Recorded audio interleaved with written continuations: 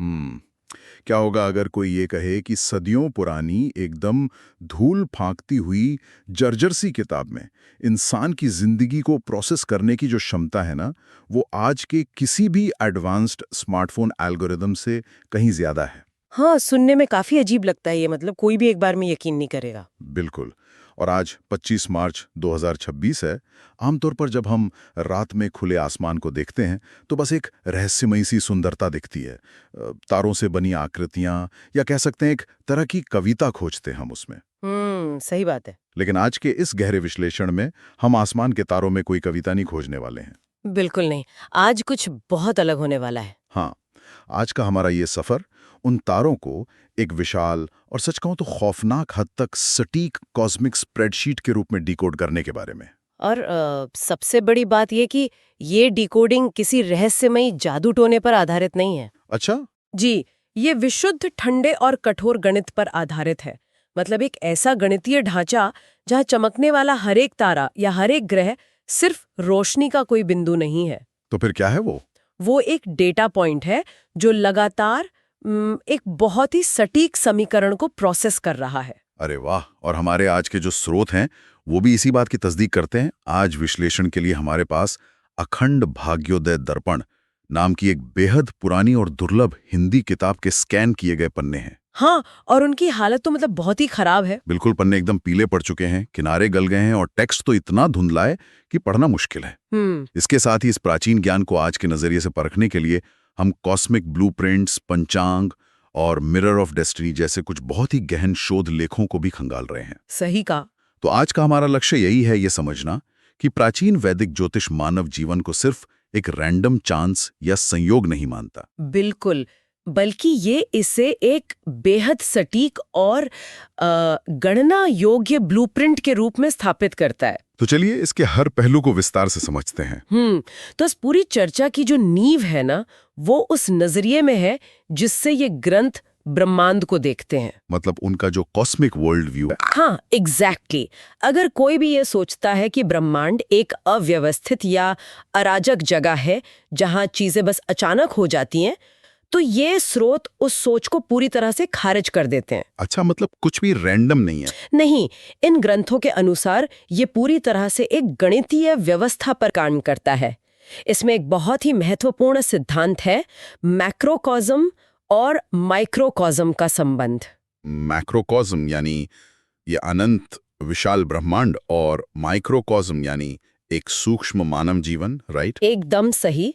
इन स्रोतों का मानना है कि जो कुछ भी इस विशाल ब्रह्मांड में घटित हो रहा है, उसका सीधा, सटीक और सबसे जरूरी बात, नापा जा सकने वाला प्रभाव इंसान के जीवन पर पड़ता है। नापा जा सकने वाला? हाँ, ये कोई अमूर्त या हवा हवाई विचार नहीं है, ये मेजरेबल है। लेकिन एक मिनट, नापा जा सकने वाला कैसे? मतलब यहीं पर आके थोड़ी उलझन होती है मुझे। कैसी उलझन? सोचिए ना, आसमान में तैरता हुआ मंगल ग्रह या लाखों किलोमीटर दूर बैठा सूर्य धरती पर किसी इंसान के रोजमर्रा के जीवन को गणितीय रूप से कैसे प्रभावित कर सकता है? ये सवाल बहुत आम है। मतलब क्या ये सिर्फ गुरुत्वाकर्षण का कोई खेल है, या बात इससे कुछ ज्यादा गहरी है? बात गुरुत्वाकर्षण से कहीं ज्यादा गहरी और तकनीकी है। जो शोध लेख हमने पढ़े हैं उनमें इसके बहुत ही विशिष्ट विवरण दिए गए हैं। अच्छा, जैसे कि? वैदिक ज्योतिष के इस गणित में सूर्य और चंद्रमा जैसे खगोलीय पिंडों को सिर्फ भौतिक पत्थरों या गैस के धधकते गोलों के रूप में नहीं देखा जाता। तो फिर उन्हें क्या माना जाता है? इन्हें विशिष्ट ऊर्जा के डेटा पॉइंट्स माना जाता है। अच्छा, और इसी तरह जो राशियां होती हैं जैसे तुला, वृश्चिक और धनु, ये भी तारों के कोई रैंडम समूह नहीं है? तो ये क्या है? वे ब्रह्मांडीय आवृत्तियां हैं, यानी कॉस्मिक फ्रीक्वेंसी। फ्रीक्वेंसी। इसे थोड़ा और सरल तरीके से समझते हैं क्योंकि ये थोड़ा ऊपर से जा रहा है। हाँ, मैं समझाती हूँ। मान लीजिए कि हर राशि आसमान में एक खास तरह के ऊर्जा क्षेत्र का प्रतिनिधित्व करती है। ठीक है, मान लिया। तो जब कोई ऊर्जावान डेटा पॉइंट जैसे कि सूर्य ले लीजिए, वो तुला जैसी संतुलन वाली फ्रीक्वेंसी से गुजरता है, तो वो एक खास तरह का गणितीय परिणाम पैदा करता है। ओके, यहाँ तक समझ आ गया। अब जब किसी व्यक्ति का जन्म होता है, तो उस सटीक मिनट और सेकंड पर आसमान में इन ग्रहों की देशांतर और अक्षांश की एक खास स्थिति होती है। हाँ, मतलब एक एग्जैक्ट लोकेशन। बिल्कुल। ये डिग्रियां और कोण मिलकर एक बहुत ही जटिल ज्यामितीय ग्रिड बनाते हैं और यह ग्रिड उस समय जन्म लेने वाले व्यक्ति के जीवन में एक दबाव या खिंचाव के रूप में कह सकते हैं कि दर्ज हो जाता है। रुकिए 1 मिनट। जी। अगर सब कुछ इस तरह से ग्रिड, डिग्रियों और फ्रीक्वेंसी से जुड़ा हुआ है तो ये तो एक मतलब विशाल ब्रह्मांडीय घड़ी की तरह लगता है। हाँ, आप कह सकते हैं। जहां हर एक ग्रह एक गियर की तरह है और वे गियर लगातार घूम रहे हैं और नीचे पृथ्वी पर मानव जीवन को कंट्रोल कर रहे हैं। ये एनालॉजी काफी हद तक सही है। लेकिन अगर ऐसा है तो इंसान की अपनी इच्छा कहाँ गई? मतलब क्या इंसान का हर एक स्वभाव, उसका हर एक फैसला सिर्फ किसी ग्रह के खास डिग्री पर होने का एक रिएक्शन मात्र है? मैं समझ रही हूँ आप क्या कह रहे हैं। अगर सब कुछ गणित से ही चल रहा है तो क्या जीवन में कुछ भी रैंडम नहीं है? सब कुछ पहले से तय है? ये नियतिवाद और स्वतंत्र इच्छा के बीच की वो क्लासिक बहस है जो इस विषय को पढ़ते ही किसी के भी दिमाग में उठती है। ये बहुत स्वाभाविक है। हाँ, क्योंकि कोई भी खुद को ग्रहों के हाथ की कठपुतली तो नहीं मानना चाहता ना। बिल्कुल नहीं मानना चाहता। लेकिन कॉस्मिक ब्लूप्रिंट्स शोध इस पर एक बहुत ही तार्किक नजरिया पेश करता है। वो क्या है? इन ग्रंथों के अनुसार भाग्य कोई ऐसी चीज नहीं है जो आसमान से अचानक गिरती है। अच्छा। मतलब ये कोई सरप्राइज, कोई एक्सीडेंट या चमत्कार नहीं है। ये एक तय किया गया प्रक्षेप वक्र है। अंग्रेजी में कहें तो एक ट्रेजेक्ट्री। जैसे भौतिक विज्ञान में किसी बंदूक से निकली हुई गोली की होती है। अरे वाह, ये एक बहुत अच्छी तुलना है। भौतिक विज्ञान में बैलिस्टिक्स कैसे काम करता है? शायद कैलकुलेशन के आधार पर। हाँ, सोचिए, अगर एक तोप से गोला दागा जाए तो हवा की गति, गोले का वजन, बारूद की मात्रा और दागने के कोण के आधार पर एक वैज्ञानिक पहले से ही ये गणना कर सकता है कि वो गोला कहाँ जाके गिरेगा और किस गति से टकराएगा। हाँ, वो तो एकदम सटीक गणित होता है। वैदिक ज्योतिष भी ब्रह्मांड को ठीक इसी तरह देखता है। ओहो, यानी जन्म के समय जो ज्यामितीय ग्रिड बनता है वो उस तोप के गोले पर लगने वाले शुरुआती दबाव की तरह है। सटीक। जन्म के समय ब्रह्मांडीय शक्तियों का एक खास कोण और दबाव इंसान पर काम कर रहा होता है। रूप से पढ़ा जा सकता है। तो इसका मतलब ये कठपुतली वाला कॉन्सेप्ट नहीं है? नहीं, ये सिद्धांत ये बिल्कुल नहीं कहता कि इंसान के पास कोई विकल्प नहीं है या वो सिर्फ एक रोबोट है। तो फिर क्या कहता है? ये जरूर कहता है कि जीवन के सफर में किन परिस्थितियों का सामना करना पड़ेगा, कब ढलान आएगी और कब चढ़ाई, ये उस गणितीय ग्रिड में पहले से दर्ज है। समझ गया।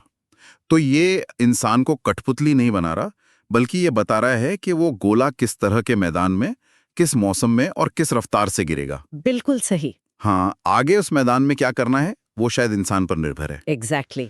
लेकिन यहाँ पे बात सच में बहुत दिलचस्प हो जाती है, क्योंकि यहाँ एक और बड़ा सवाल खड़ा होता है। क्या सवाल? अगर ये एक तय ट्रेजेक्ट्री है, एक पूरा गणितीय नक्शा है, तो इस तोप के गोले को ट्रैक कैसे किया जाता है? मतलब इंसान इस समय और भाग्य को मापता कैसे है? और यहीं पर वैदिक गणना के वो उपकरण सामने आते हैं जिनका जिक्र हमारे स्रोतों में बार बार हुआ है। अच्छा, वो कौन से उपकरण है? इस पूरे विज्ञान का जो आधार है ना, वो दो मुख्य उपकरण है, पंचांग और जन्म कुंडली। पंचांग। आमतौर पर तो लोग इसे मतलब त्योहारों की तारीख देखने वाला एक कैलेंडर ही मानते हैं। हाँ, और यही सबसे बड़ी गलतफहमी है। अच्छा। शोध ये बात बहुत स्पष्ट करते हैं कि पंचांग दीवार पर टांगने वाला कोई साधारण कैलेंडर नहीं है। तो फिर क्या है ये? यह समय को मापने का एक त्रिआयामी यानी 3 डायमेंशनल ग्रिड है, एक बेहद जटिल एस्ट्रोनॉमिकल एफेमेरिस। 3 आयामी ग्रिड से यहाँ क्या मतलब है आपका? इसका मतलब है कि ये सिर्फ दिन और महीने नहीं गिनता। ओके। ये सितारों और ग्रहों की विशिष्ट स्थितियों को हर दिन, हर घंटे और यहाँ तक कि हर मिनट के हिसाब से ट्रैक करता है। बाप रे, इतना डीप। हाँ, अंतरिक्ष में कौन सा ग्रह किस डिग्री पर किस गति से आगे बढ़ रहा है, ये उसका पूरा गणितीय लेखा जोखा है। तो मतलब इसमें बहुत सारा डेटा होता होगा? बिल्कुल। इसमें अनगिनत गणनाएं होती हैं जो बताती हैं कि ब्रह्मांडीय गियर किसी भी पल की स्थिति में होंगे। और फिर इस पंचांग के विशाल डेटा को किसी व्यक्ति के जन्म के समय के साथ मिला दिया जाता है, राइट? हाँ, और तब बनती है जन्म कुंडली। अच्छा, तो कुंडली ऐसे बनती है? जन्म कुंडली उस सटीक सेकंड का एक फ्रीज फ्रेम है जब कोई व्यक्ति इस दुनिया में आया। आप कह सकते हैं कि ये उस समय के ब्रह्मांड का एक स्नैपशॉट है। एक स्नैपशॉट, समझ रहा हूँ। यहाँ जो सबसे हैरान करने वाली बात है वो ये कि जब पंचांग के लगातार चलते हुए समय को जन्म कुंडली के उस स्थिर स्नैपशॉट के ऊपर रखा जाता है तो घटनाओं के संरक्षित समय का निर्धारण होता है। घटनाओं का संरक्षित समय यानी स्ट्रक्चर्ड टाइमिंग। हाँ, तो इसका मतलब ये है कि ये कोई जादूगर का क्रिस्टल बॉल नहीं है जो धुएं के बीच से ये बताएगा कि कल आपकी किस्मत चमकने वाली है। बिल्कुल नहीं, ये उससे बहुत अलग है। ये कुछ और ही है। रुको एक सेकंड, ये तो बिल्कुल एक कॉस्मिक जीपीएस की तरह काम कर रहा है। जीपीएस। ये विचार कैसे आया आपके दिमाग में? सोचिए ना, एक जीपीएस नेविगेशन सिस्टम कैसे काम करता है। वो आपको ये नहीं बताता कि आपको यात्रा क्यों करनी है या मंजिल पर पहुंचकर आपको कैसा महसूस होगा। हाँ, वो तो सिर्फ रास्ता दिखाता है। एग्जैक्टली। वो बस सैटेलाइट डेटा का उपयोग करके ये बताता है कि आगे ट्रैफिक जाम है या 2 किलोमीटर बाद सड़क खराब है या फला रास्ते से जाने पर यात्रा जल्दी पूरी होगी। बहुत ही सटीक एनालॉजी है ये। इसी तरह पंचांग और जनकुंडली ये बताते हैं कि सही समय पर सही घटना कैसे आकार लेगी। बिल्कुल। अगर किसी व्यक्ति की कुंडली में सूर्य और मंगल एक विशिष्ट डिग्री पर एक दूसरे से टकराने वाले हैं, तो ये जीपीएस बता देगा कि एक निश्चित उम्र और निश्चित महीने में जीवन में एक बड़ा संघर्ष या बदलाव आने वाला है। ये एक बहुत ही शानदार और बहुत ही आसान नजरिया है इसे समझने का। कॉस्मिक ब्लूप्रिंट्स शोध भी ठीक इसी बात पर जोर देता है। अच्छा। हाँ, कि इन्हें भविष्यवाणियां करने वाले जादुई गोले के बजाय एक नेविगेशन टूल के रूप में डिजाइन किया गया है। Navigation tool. यह इस बात को पुख्ता करता है कि भाग्य कोई अमूर्त रहस्य या देवताओं का कोई गुप्त खेल नहीं है, बल्कि इसका बारीकी से हिसाब लगाया जा सकता है और उसका एक स्पष्ट नक्शा बनाया जा सकता है। तो आखिर इन सब का मतलब क्या है? मतलब अगर ये सब इतना ही विशुद्ध कैलकुलेशन और नेविगेशन है, तो मुझे हमारी मुख्य स्रोत सामग्री को लेकर एक बहुत बड़ी उलझन हो रही है। कौन सी स्रोत सामग्री? अखंड भाग्योदय दर्पण। हाँ, उसी किताब को लेकर उलझन है। किस तरह की उलझन? जब कोई अखंड भाग्योदय दर्पण जैसा भारी भरकम और काव्यात्मक नाम सुनता है ना, जिसका शाब्दिक अर्थ है भाग्य के अटूट उदय का आईना, तो वह स्वाभाविक रूप से क्या उम्मीद करता है? शायद कुछ ज्ञान की बातें। बिल्कुल। इंसान उम्मीद करता है कि इस किताब के पन्नों में जीवन जीने का ज्ञान होगा, कोई दर्शन शास्त्र होगा या नैतिकता की बातें होंगी। हाँ, ये सोचना लाजमी है। कोई भी सोचेगा कि ये किताब सिखाएगी कि मुश्किल समय में धैर्य कैसे रखें, अच्छा इंसान कैसे बने या अपने कर्मों को कैसे सुधारें, जो कि किसी भी प्राचीन भारतीय ग्रंथ से आमतौर पर उम्मीद की ही जाती है। एकदम सही। लेकिन जब मैंने इसके धुंधले पड़े स्कैन किए गए पन्ने देखे ना, तो मुझे एक बहुत बड़ा झटका लगा। क्यों? क्या था उसमें? वहां कोई उपदेश था ही नहीं, वहां सिर्फ और सिर्फ गणित था। अच्छा, सिर्फ गणित? हाँ, पन्ने इतने पुराने और जर्जर हैं कि उन्हें पढ़ना भी मुश्किल है, लेकिन जो कुछ भी दिखाई दे रहा है वो अंकों, डिग्रियों, मिनटों और सेकंडों का एक अंतहीन जाल है। लंबी लंबी तालिकाएं बनी हुई हैं। मतलब ये किसी रहस्यमयी या आध्यात्मिक ग्रंथ के बजाय किसी इंजीनियर या डेटा साइंटिस्ट के तकनीकी मैनुअल की तरह ज्यादा लगती है। ये तो है। इसमें कोई व्यवहारिक मार्गदर्शन नहीं है कि इंसान को जीवन में क्या करना चाहिए। और मजेदार बात जानते हैं क्या है? क्या? यही इस किताब की सबसे बड़ी खासियत और इसका असली उद्देश्य है। ये कोई धर्म ग्रंथ या नैतिक मार्गदर्शिका है ही नहीं। तो फिर क्या है? ये ज्योतिष शास्त्र का एक विशुद्ध तकनीकी मैनुअल है। लेकिन क्यों? मतलब मैं ये सोच रहा था कि अगर ये किताब मानव नियति के बारे में है, जीवन के उस विशाल नक्शे के बारे में है, तो ये क्यों नहीं बताती कि उस नक्शे पर कैसे चलना है? ये बस रूखे गणित के फॉर्मूले और टेबल हाथ में क्यों थमा देती है? क्या ये बताना इसका काम नहीं है कि अच्छे और बुरे के बीच क्या चुनना है? अगर हम इसको एक बड़े दायरे में रखकर देखें, तो इसका जवाब मिरर ऑफ डेस्टिनी शोध में बहुत ही खूबसूरती से दिया गया है। अच्छा, क्या कहा गया है उसमें? सच कहूं तो इस सवाल का जवाब खुद इस किताब के नाम में ही छुपा है। नाम में? मतलब दर्पण में? हाँ, दर्पण, एक आईना। आईना, एक आईने की भौतिक प्रकृति क्या होती है? जब कोई व्यक्ति आईने के सामने खड़ा होता है, तो वो शीशा सिर्फ और सिर्फ सामने खड़े अक्स की छवि दिखाता है। हाँ, वो तो है। वो कोई जजमेंट पास नहीं करता। वो ये नहीं बताता कि अगर बाल खराब लग रहे हैं तो उन्हें कैसे संवारना है। बिल्कुल सही बात है। वो ये नहीं कहता कि कौन से कपड़े पहनने चाहिए या चेहरे पर कैसी मुस्कान होनी चाहिए। उसका काम सिर्फ वो दिखाना है जो अस्तित्व में है, वो भी बिना किसी मिलावट भावना या उपदेश के। उफ, ये ये सच में बहुत गहरा और सटीक विश्लेषण है। मिरर ऑफ डेस्टिनी इसी बात पर जोर देता है कि ये किताब ब्रह्मांडीय गणनाओं के माध्यम से जीवन की दिशा को एक आईने की तरह एकदम बेदाग रूप में दिखाती है। मतलब ये सिर्फ एक रिफ्लेक्शन है। हाँ, ये सामने वाले के जीवन का गणितीय स्वरूप रख देती है।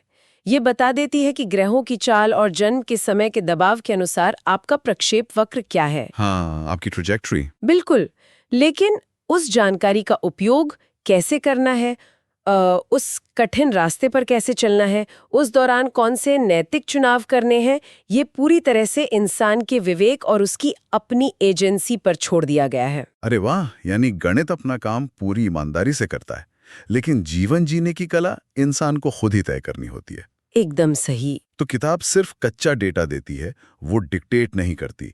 वो ये नहीं कहती कि तुम्हें ये करना होगा, वो बस ये दिखाती है कि आने वाले समय में परिस्थितियां ये होंगी। एग्जैक्टली। इसीलिए ये दर्शन शास्त्र से पूरी तरह परे है। हम्म। ये ब्रह्मांड का वो रॉ डेटा है जिसे डिकोड करना एक विशेषज्ञ ज्योतिषी या उस व्यक्ति का काम है जो इसे पढ़ रहा है। सही बात है। गुरुत्वाकर्षण या ग्रहों की गति इस बात की परवाह नहीं करती कि कोई इंसान नैतिकता के पैमाने पर अच्छा है या बुरा। वे सिर्फ भौतिक और गणितीय नियम है जो अपना काम कर रहे हैं। मतलब किताब किसी भी तरह की सांत्वना नहीं देती, वो सिर्फ तथ्य पेश करती है। हाँ, सिर्फ और सिर्फ तथ्य।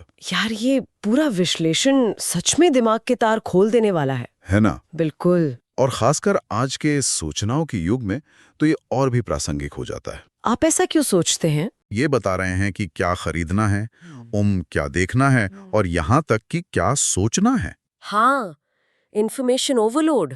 एकदम। हर जगह एक तरह की अस्त व्यस्तता है, एक अनियंत्रित शोर है। लोग लगातार एक अर्थ, एक मीनिंग तलाश रहे हैं ताकि उन्हें लगे कि उनके जीवन का कोई तो उद्देश्य है।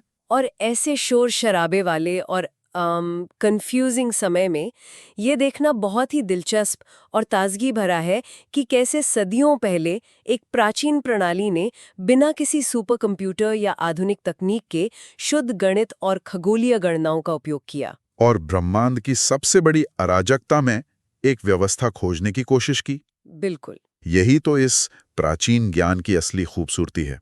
ये केवल भविष्य जानने की कोई पुरानी या अंधविश्वासी तरकीब नहीं है। नहीं, बिल्कुल नहीं। ये दुनिया और खुद के अस्तित्व को देखने का एक बिल्कुल नया नजरिया है। एक ऐसा नजरिया जो बड़े स्पष्ट शब्दों में कहता है कि कोई भी इंसान इस ब्रह्मांड से अलग-थलग या कटा हुआ नहीं है, बल्कि वो इसके बेहद जटिल और सुंदर गणितीय समीकरण का ही एक अभिन्न और जरूरी हिस्सा है। और ये समझ के हमारा अस्तित्व इस विशाल व्यवस्था का हिस्सा है, एक अजीब सी शांति दे सकती है। हाँ, एक सुकून तो है इसमें। ये जानना सुकून देता है कि इस अथाह ब्रह्मांड में इंसान का जीवन किसी अंधेरे में बिना सोचे समझे चलाए गए तीर की तरह नहीं है। तो कैसा है? बल्कि ये एक बहुत ही बारीक सोची समझी और विशाल गणना का हिस्सा है। एक ऐसी व्यवस्था जहां हर चीज का अपना एक तय समय और स्थान है। एक ठहराव और शांति तो जरूर है इस विचार में। लेकिन इस पूरी चर्चा के बाद, इन सभी शोध लेखों और उस जर्जर किताब के गणित को समझने के बाद, एक ऐसा विचार है जो लगातार मेरे दिमाग में घूम रहा है। अच्छा। हाँ, ये बात हमारे आज के किसी भी स्रोत में सीधे तौर पर नहीं लिखी गई है, लेकिन ये इस पूरे विषय को एक बिल्कुल नए, अप्रत्याशित और शायद थोड़े दार्शनिक स्तर पर ले जाती है। ऐसा क्या विचार है जो मतलब इस विशुद्ध गणितीय चर्चा में आपको दार्शनिक लग रहा है? जरा सोचिए, अगर ये मान लिया जाए कि पंचांग और जन्म कुंडली के इस सटीक गणित से किसी भी इंसान के जीवन का पूरा रास्ता, उसके जीवन का हर एक पड़ाव पहले से तय और गणना योग्य है। हाँ, जो कि ये ग्रंथ मानते हैं। तो क्या केवल अपने भाग्य के इस गणितीय नक्शे को पढ़ लेने और जान लेने भर से ही इंसान की वो तयशुदा मंजिल बदल नहीं जाएगी? ओह, ये तो आधुनिक विज्ञान के उस बहुत ही प्रसिद्ध सिद्धांत की तरफ इशारा कर रहा है। क्वांटम भौतिकी का ऑब्जर्वर इफेक्ट। बिल्कुल। जहां किसी चीज को केवल देखने या ऑब्जर्व करने भर से ही उस चीज की भौतिक स्थिति या उसका व्यवहार बदल जाता है। हाँ, बहुत ही गहरी बात कही आपने। अगर इंसान इस कॉस्मिक जीपीएस को देखकर ये जान जाए कि आगे जीवन के रास्ते में एक बड़ी दीवार है, तो क्या वो स्वाभाविक रूप से अपने प्रक्षेप वक्र को बदलने की कोशिश नहीं करेगा? ये एक बहुत ही शानदार विरोधाभास है। तो क्या भाग्य को जानना ही उसे बदलने की प्रक्रिया की शुरुआत है? बिल्कुल। क्या भाग्य का अवलोकन करना ही भाग्य को बदलने की पहली चाबी है? सोचने वाली बात है। अगर ब्रह्मांड एक स्प्रेडशीट है, तो क्या उसे पढ़ने वाला व्यक्ति अनजाने में ही सही उस डेटा में एक नया वेरिएबल नहीं जोड़ देता? ये एक ऐसा गहरा सवाल है जिसे सुलझाने के लिए शायद हमें किसी और दिन किसी और कॉस्मिक स्प्रेडशीट के डेटा में गोता लगाना पड़े।